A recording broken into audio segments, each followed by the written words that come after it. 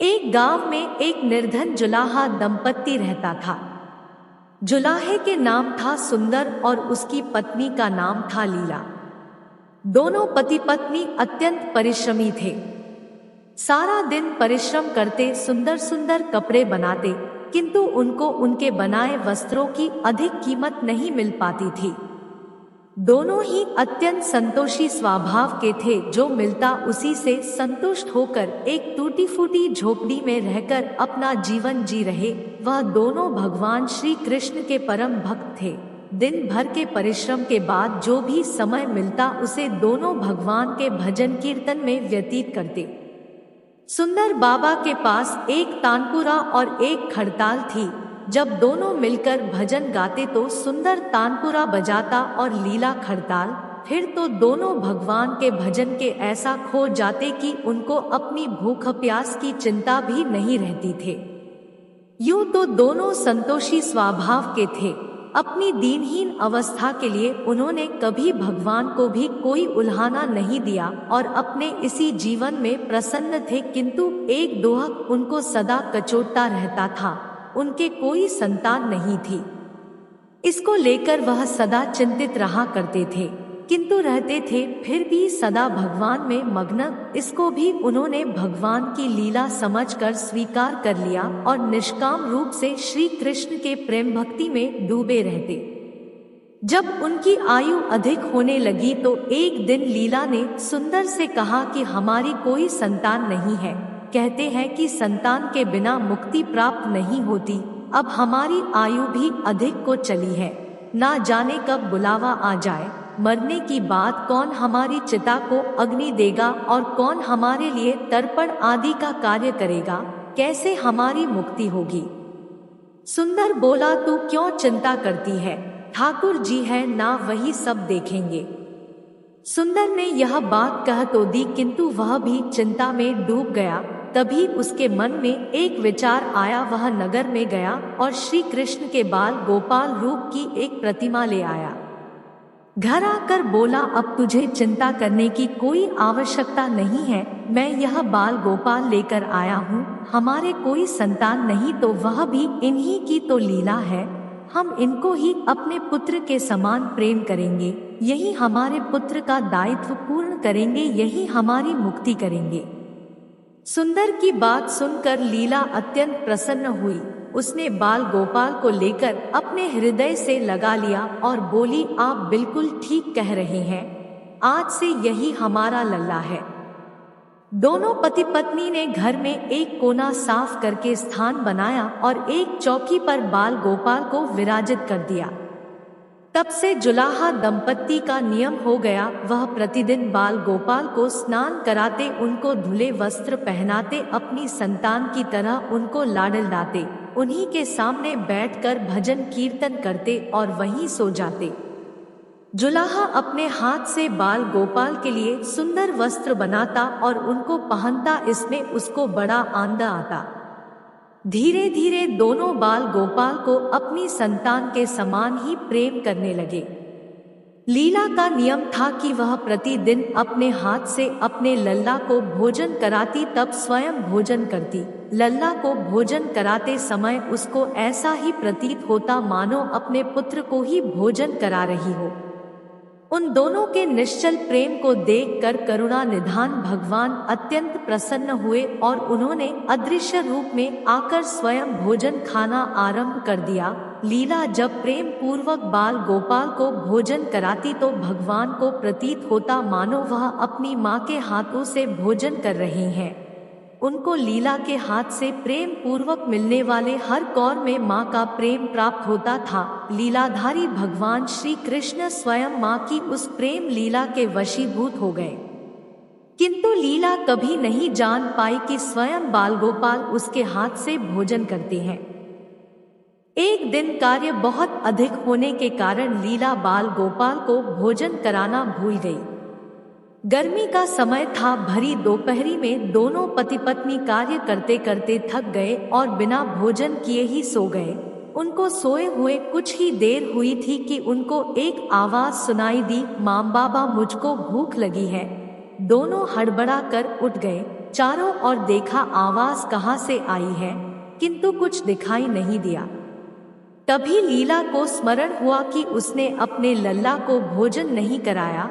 वह दौड़कर लल्ला के पास पहुंची तो देखा कि बाल गोपाल का मुख कुम्हलाया हुआ है। इतना देखते ही दोनों पति पत्नी वहीं उनके चरणों में गिर पड़े। दोनों की आंखों से आंसुओं की धार बह निकली। लीला तुरंत भोजन लेकर आई और ना जाने कैसा प्रेम उमड़ा कि लल्ला को उठाकर अपनी गोद में बैठा लिया और भोजन कराने लगी।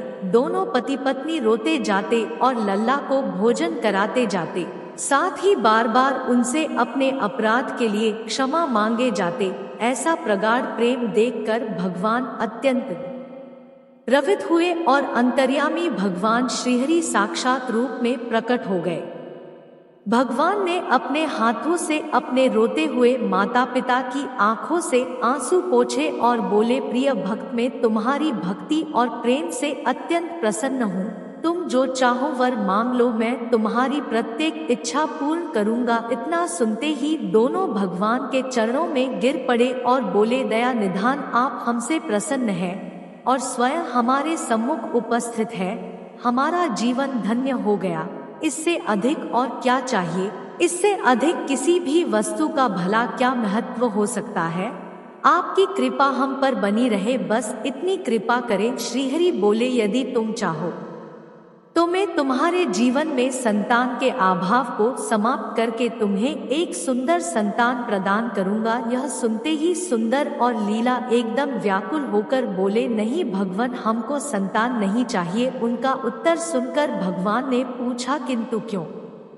अपने जीवन में संतान की कमी को पूर्ण करने के लिए ही तो तुम मुझको अपने घर लेकर आए थे। यह सुनकर वह दोनों बोले, प्रभु, हमको भय है कि यदि हमको संतान प्राप्त हो गई तो हमारा मोह उस संतान के प्रति बढ़ जाएगा और तब हम आपकी सेवा नहीं कर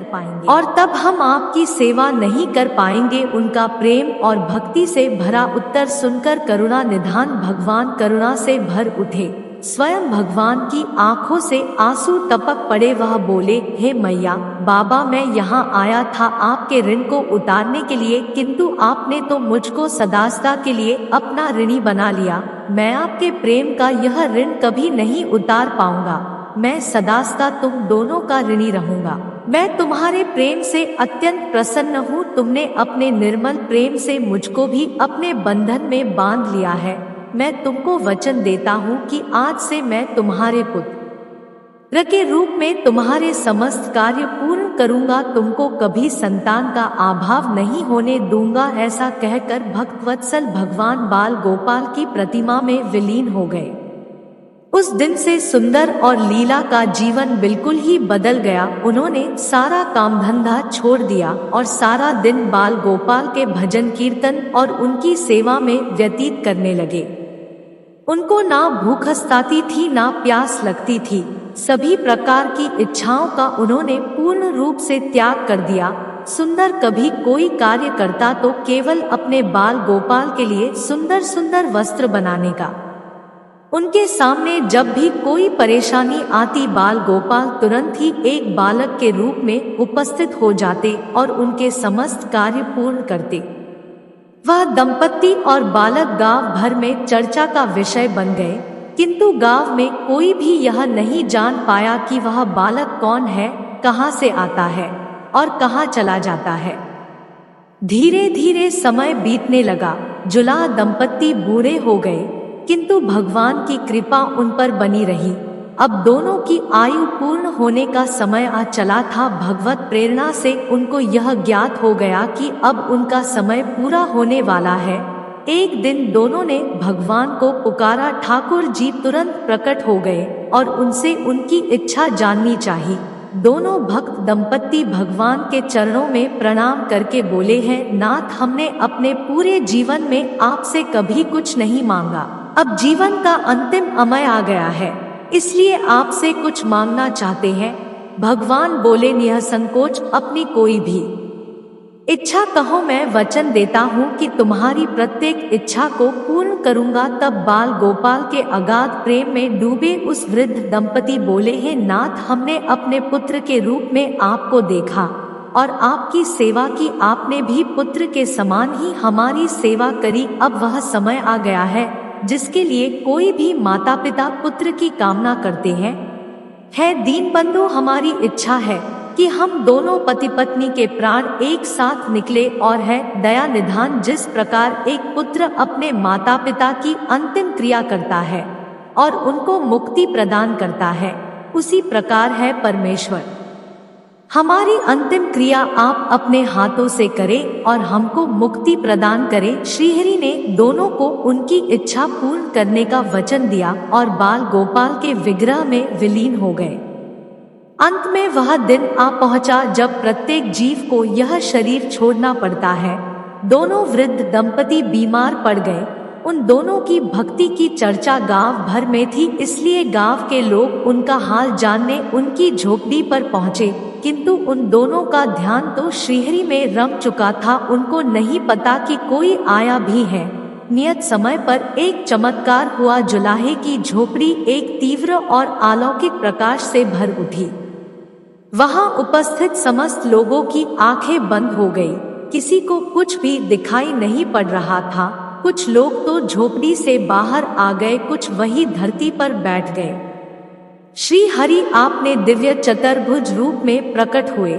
उनकी अप्रतिम शोभा समस्त सृष्टि को आलोकित करने वाली थी। वातावरण में एक दिव्य सुगंध भर गई। अपनी मंद मंद मुस्कान से अपने उन भक्त माता पिता की ओर देखते रहे। उनका यह दिव्य रूप देखकर दोनों वृद्ध अत्यंत आनंदित हुए।